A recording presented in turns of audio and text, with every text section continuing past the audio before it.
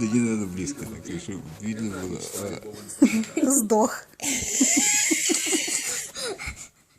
Что касается рукопаса, то 10 из 10 и однозначной рекомендации. Но одними автомобильными дорогами сам не будешь, поэтому швейцарцы настроили огромное количество самых разнообразных фуникулеров.